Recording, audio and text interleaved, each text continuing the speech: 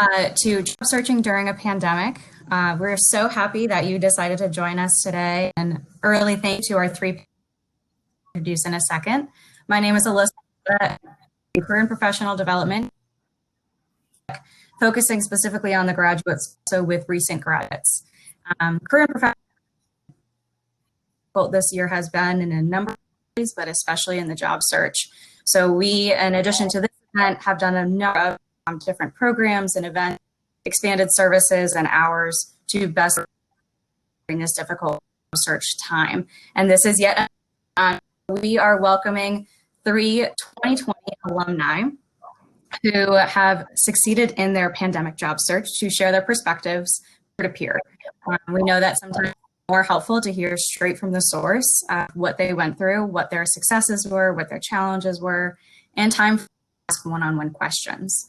So to give a little down today, the first 40 minutes will be the panel discussion that I'll be moderating here with our 3 lovely ladies. A number of questions that were pre-submitted I'll go through questions, and we have about 10 or 15 questions pre-submitted that I'll go through.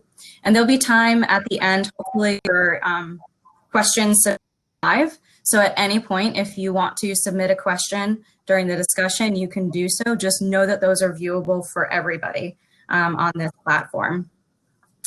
4:15, we will leave the live broadcast and move into the one-on-one chat box. That's the other booth available in Reason.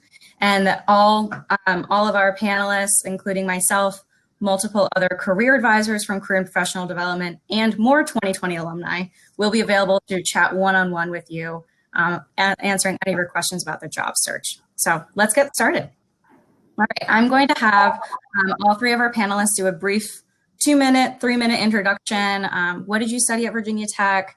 And how did you initially find your first job post-graduation?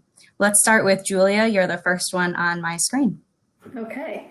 Hi, guys. So I am Julia. I am a May 2020 graduate. I studied hospitality and tourism management with a minor in international business at Virginia Tech.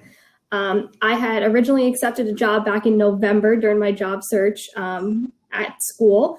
And then when everything started to happen, that job ended up being rescinded. So I went back into the job searching field and did a bunch of different things and ended up landing as a corporate operations manager for a company called Hotels Unlimited.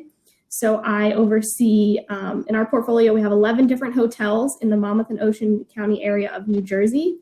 And I oversee 4 of those hotels from the corporate level. So I assist in all different things corporate-wide for the different managers and things on property.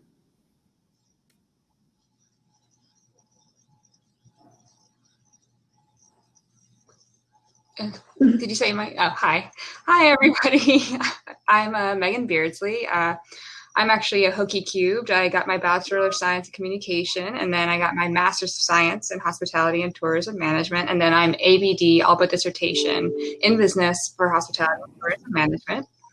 I recently was hired as a conference center coordinator for Chesterfield County in Virginia, which means I help manage the event spaces and calendars of the entire county, especially the level meetings. And that process was interesting and challenging, and hopefully I can offer some insight to help you find something. At least the other Alyssa. Hi, everybody. My name is Alyssa Brunell, and I was a December 2020 grad. I completed my PhD in translational biology, medicine, and health. And I started my job hunt process in July, since I knew I'd be defending in the fall. And it was a long process of looking through all different kinds of jobs, job boards, and dealing with the pandemic, virtual interviews, those kinds of things. So hopefully I can be some help. Great. Thank you all so much. So I'm going to go through some of the pre-submitted questions. I'll kind of direct if I want everyone to answer, or whoever can just call dibs on it, feel free. And feel free to chime in at any point too if you have some extra 2 cents to add to somebody else's response. I want this to be free-flowing conversation, to just be as helpful as possible for our attendees. And again, for the attendees, if you have any questions to add during the event, please feel free to go into the discussion group over there to the right-hand side of your screen. But do know that those are all publicly viewable for everybody. Okay. Very first question, what would you say was the number one strategy or the best strategy that you had to find your job during the pandemic? And this can go to everybody. What was the best strategy that worked best for you? I'll start. If you like to kind of have an organization to what you're doing with your work, what worked for me was to develop a spreadsheet with goals each week. And I said, okay, this week I'm going to apply for 6 jobs and I'm going to identify 9 jobs total. And I would just kind of check back in with somebody who would keep me accountable once a week. And that just was really effective because it didn't feel like I was just endlessly applying for jobs. I was, accomplishing tasks each week, treating it like a job. And that kind of kept me accountable and frequently applying for jobs every week.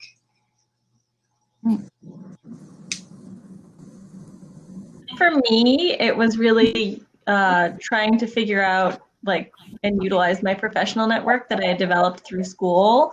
And so that was just through talking with people that I met over the course of school, seeing it who they knew and what kinds of jobs they had heard about, what tips and tricks did they have, and doing lots of informational interviews with people. So any position that I thought might be interesting, I tried to contact someone and say, hey, can I do an informational interview with you?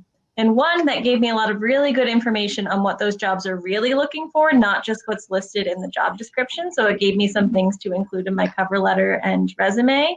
But it also gave me good practice with interviewing because it's a much lower stakes interview where you get to practice answering questions and asking questions and those kinds of things. Great.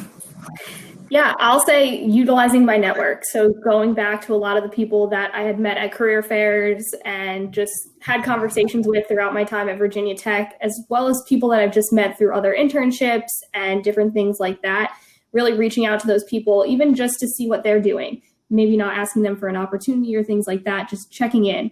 Obviously, I know the hospitality industry really took a big hit during this pandemic. So utilizing those people who also may be in my same boat, but just saying, hey, just checking in, seeing how you're doing.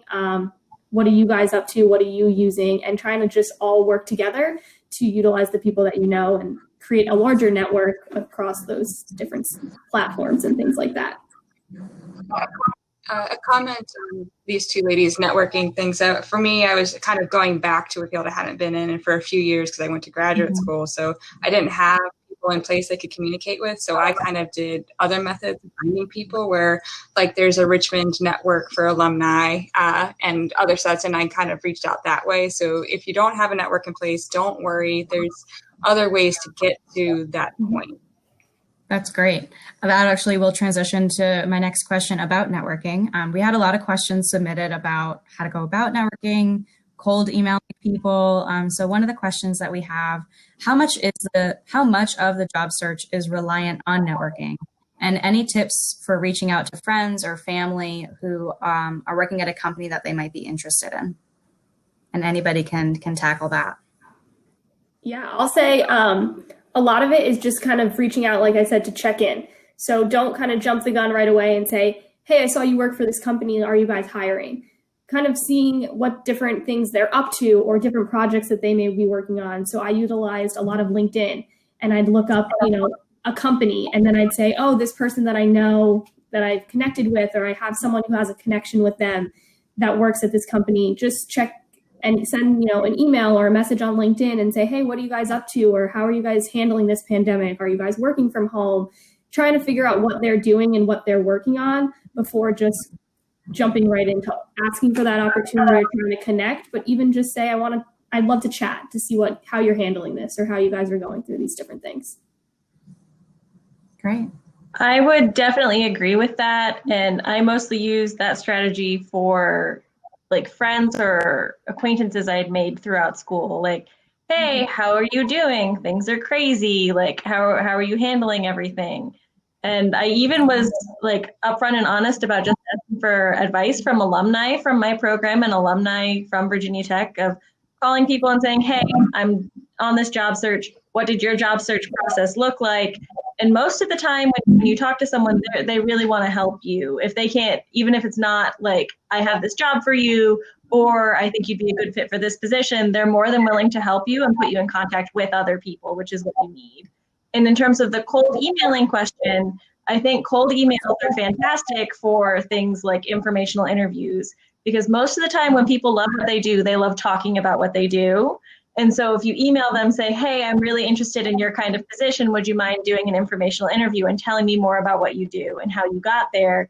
They're more than willing to tell you about it. And oftentimes they will be willing to say like, oh, I think like if you're interested in this, you should do this, this, or this, or I know this person who's looking for a job, looking for someone to hire or something like that. And they'll put you in contact with more people. And so I would say, don't be afraid of the idea of cold contacting or cold emailing people, but just don't be upfront and say, hey, I'm looking for a job. Do you have one? Really try to understand what the position is that they have and just show your interest in that type of position.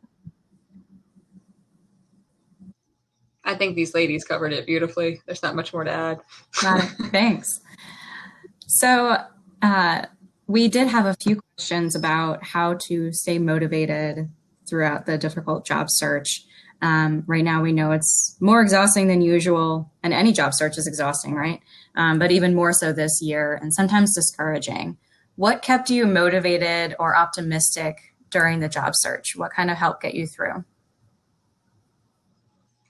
So my brother was also simultaneously looking for a job. So we created weekly extrinsic awards, like, oh, if we, achieve our goals this week, we're going to order in Chinese and watch a horror movie, like just simple things to kind of just be like, okay, I guess something to look forward to, because there will be emotional eating weeks, which it just happens. It's a lot of job hunting. So just, being positive with yourself, don't punish yourself if you don't hear back or don't get a reward. Just keep pushing through, and, so find a partner or somebody who's looking with you, because that'll really help.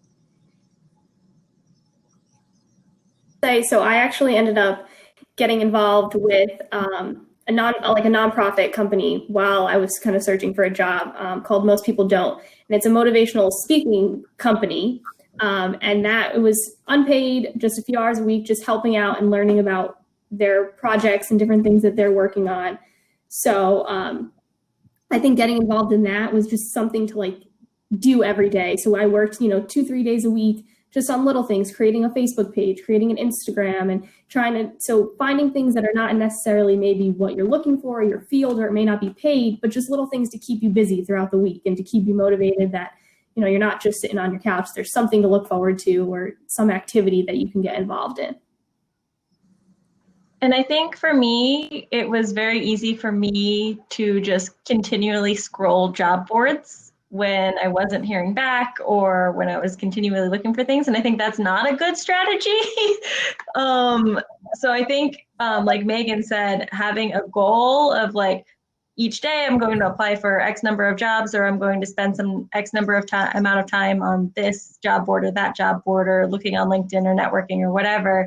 I think that's good, because it can be very easy just to continually scroll through those job boards and continually apply. And that's not really helpful. Like, I think there's this idea that if you just constantly apply for jobs and apply, that you'll eventually get one. But I feel like you need to be taking time on each of your applications, and you need to make sure that it's the best product that you're putting forward. So I think my recommendation would be have some sort of strategy and have some sort of structure, so you're not just constantly scrolling.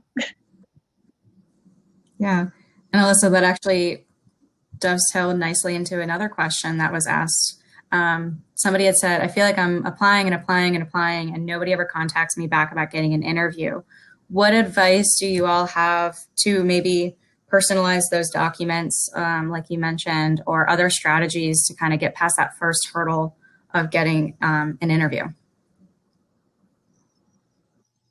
Well, I was advised by a couple of people who I'd talked to about, like, what really struck you with resumes and cover letters. And they said that they really liked it when on the resume, someone kind of created a profile at the beginning, where it wasn't just, job details. It was like, I am a blah, blah, blah person. I have this, unique experience, and I would customize it to that job. And when I asked my current employer, what really, invited you to ask me to be interviewed, and they said that they really liked my profile that I established. and that was different from everybody else's that they'd seen. Nice. I agree 100%. That was something that my employers also really enjoyed about my resume. Something else that I think is important to mention is something I noticed through the interview process is that, especially with COVID-19 right now, people are a little scared to hire new grads. And so I think it's really important to highlight on your resume in order to get them to look at it, even if you don't have explicit job experience because you just recently graduated or you're going to graduate.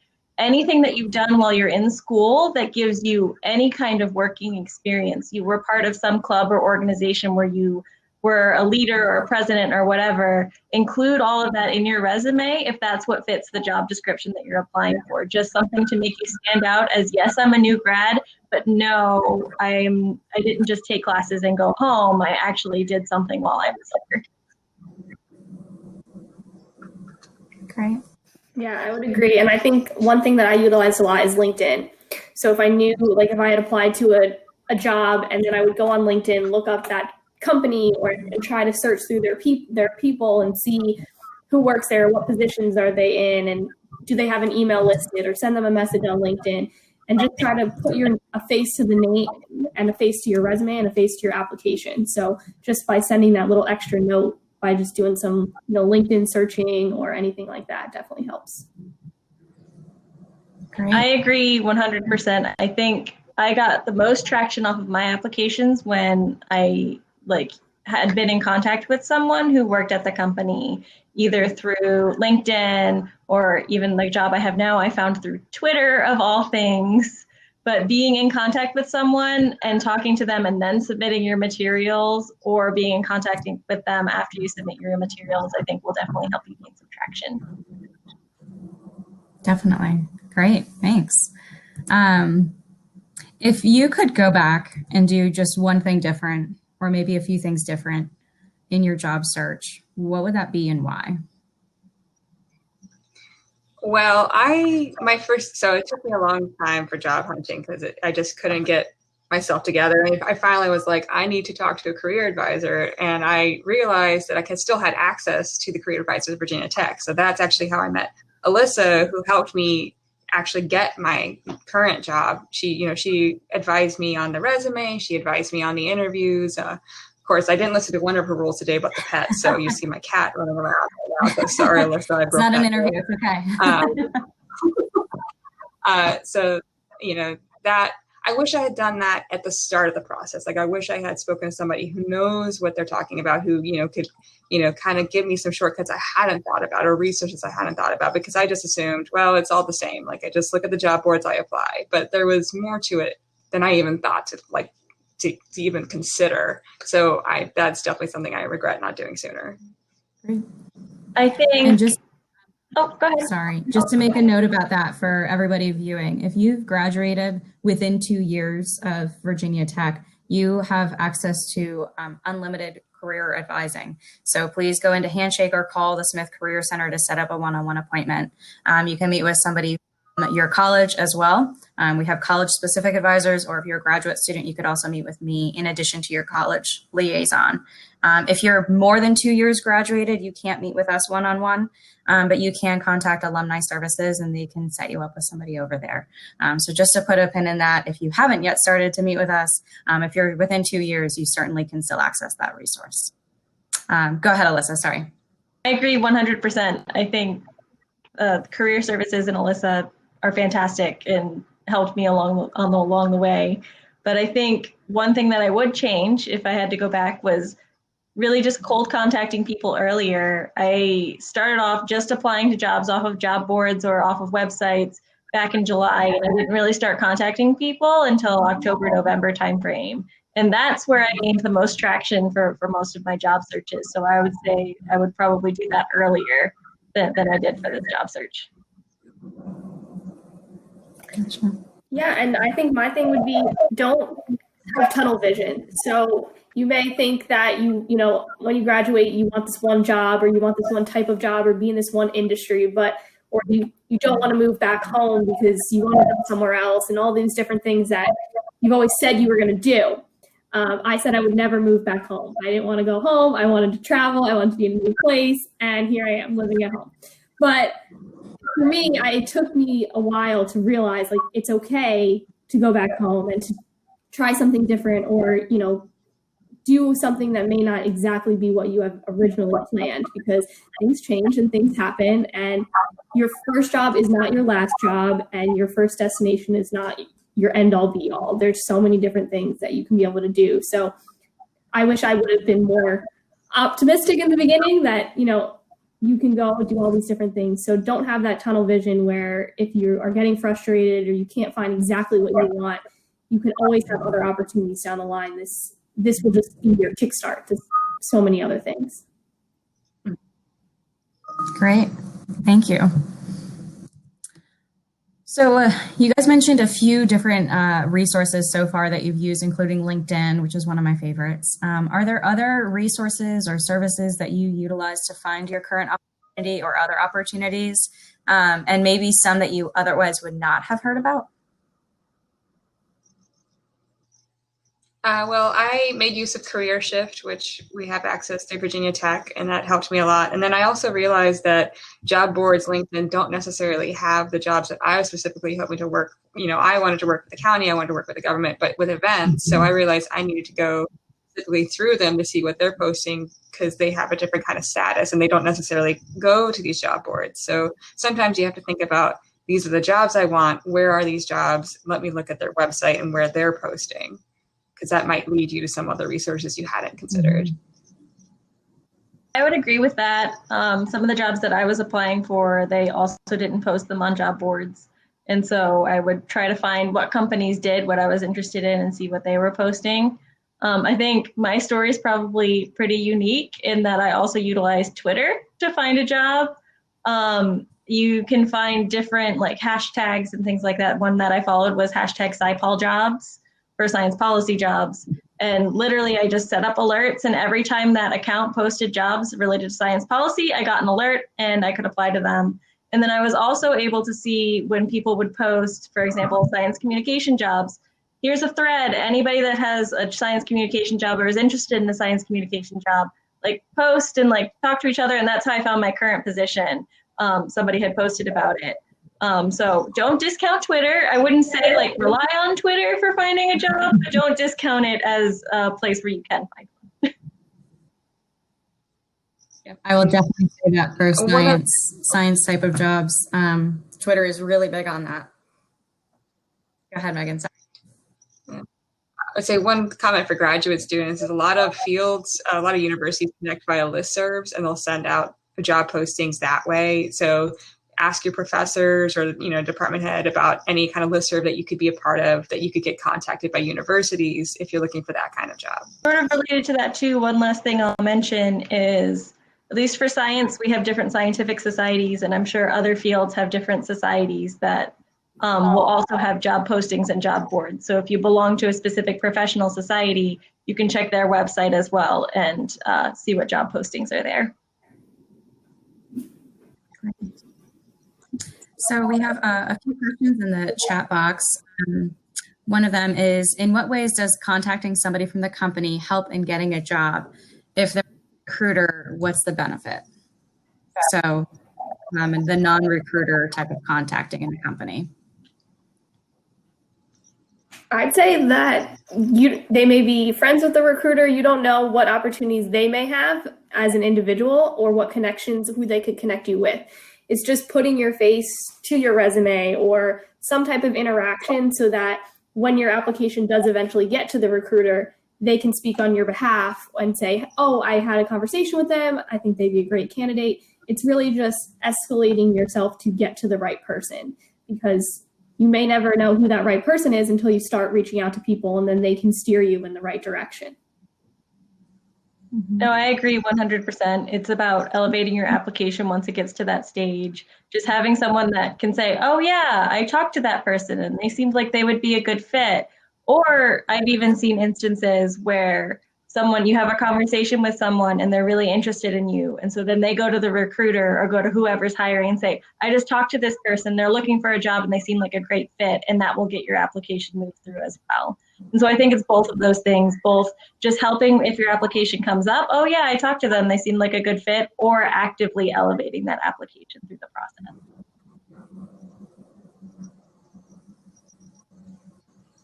Great. And I will just add to that from the career advisor perspective, 85% of jobs are found or secured through referrals. So it doesn't matter if it's the CEO or the janitor, they can still put in a referral.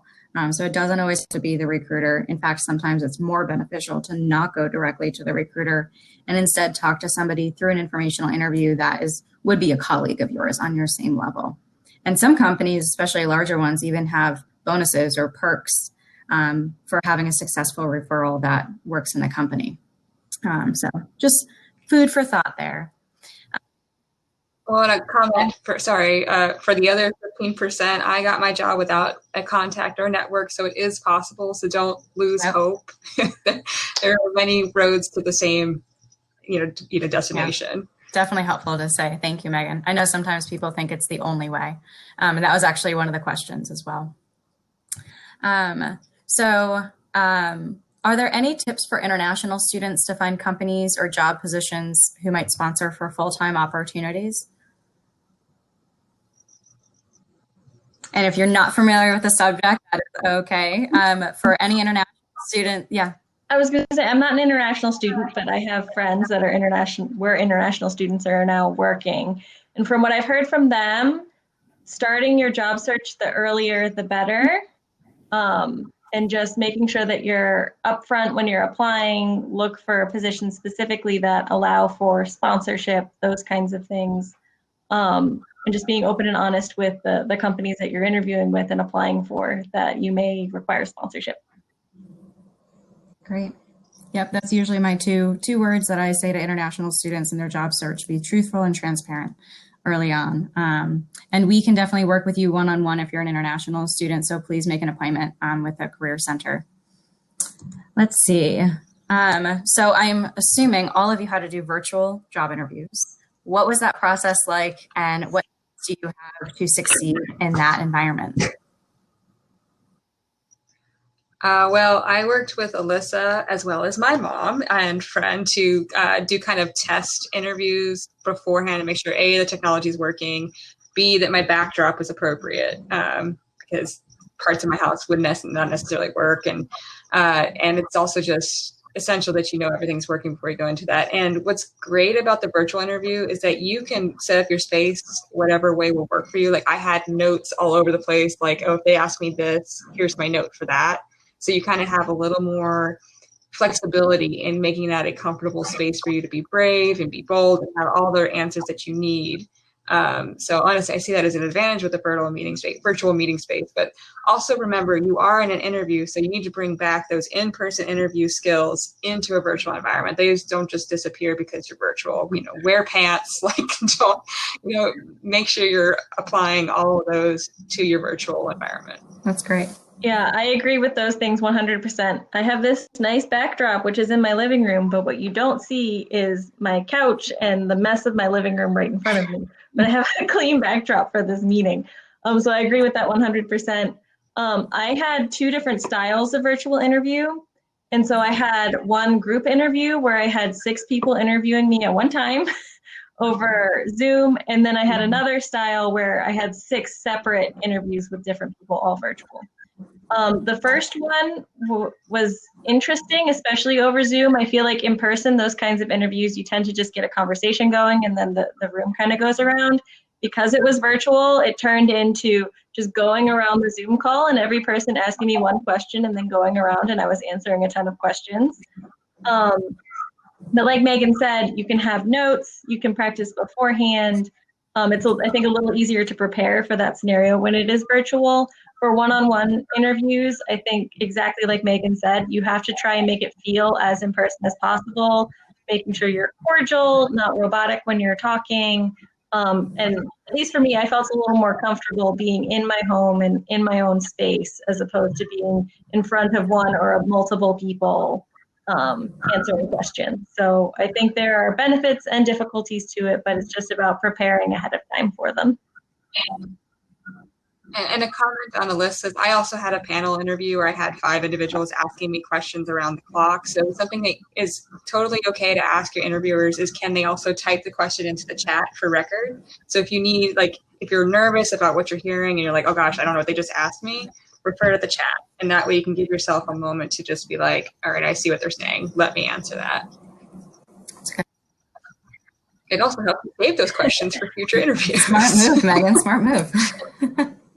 Yeah, I would echo what both ladies said, and don't be afraid to, say, I just need a second, and you can process what they're saying. Or if you can't hear them because they broke up or something happened, it's okay to say, maybe repeat yourself and things like that. So don't let technology scare you, and you should be, you should hear every single word they say. Like, things happen, things break, and it may be that someone is screaming in the other room, and some things you just can't control, which they're understanding of. And I think you just have to not get yourself too worked up where things happen. You can, if a phone rings, my apologies, I'm in my living room, things like that. They're understanding. So don't get too afraid that, everything has to be perfect, because just take what you know for an in-person interview and don't be afraid to use it the same way you would virtually. Great. I will definitely echo what Julia just said. And recruiters are very understanding of the world right now. They're going through it too. They may have kids and pets at home running around as well. So it's not the end of the world if your cat runs across the screen or if the dog is barking in the background. Do as much as you can to prevent those from happening, but it's also human in 2020 and now 2021 for that to continue to happen. So they're very understanding. For technical issues, make sure that the recruiter or interviewers have your phone number in advance, just in case something happens with Zoom or whatever platform you might be using. So I'm not sure if this applies to anybody, but you can still offer advice if you didn't go through this. But what tips do you have for applying to jobs that may not directly relate to your major or field of study? So I think what really helps is to first look at what skills you have and try to kind of pare those down to what's the basic skill. Like, for example, I'm a conference center coordinator. So that means I'm good at logistics. So I could apply that to maybe the manufacturing industry and go in there and use that skill that I've pared down. So don't, unless you're just that's your dream industry, just look at your skills, look at your abilities, and realize that those can be applied to other industries more than maybe you've imagined. I would agree with that 100%. I am a scientist by training. I was in the lab pipetting things every day, and now I'm doing communications, which is very different. And so it really was just taking all of the skills that I learned over the course of my PhD that weren't just pipetting and moving solutions from one tube to another, that could be applied for each job that I was applying for. And not just things that I got out of my degree program, but also extracurricular activities that I did, any jobs that I had outside of school, those kinds of things. But exactly like Megan said, making sure that you're paring it down to what are the skills that are going to be applicable to whatever job it is that you're applying for. I think they hit the nail on the head. And again, like I said, don't have tunnel vision, because things are going to overlap. Like, I work in corporate operations now, and my dream is to be in sales. I still do sales every day, and I work with my sales directors. I'm not directly a sales director, but I still have involvement in those things. So industries overlap, positions overlap, and there's always opportunities as well, if you're in a job, to ask for exposure to other parts of that company. So they may have a sales department, or they may have a communications department. And even though that's not your role, it's okay to ask, hey, can I shadow someone in that department for the day, and ask for those exposures, so then you can go ahead and eventually maybe move around or go into that dream role.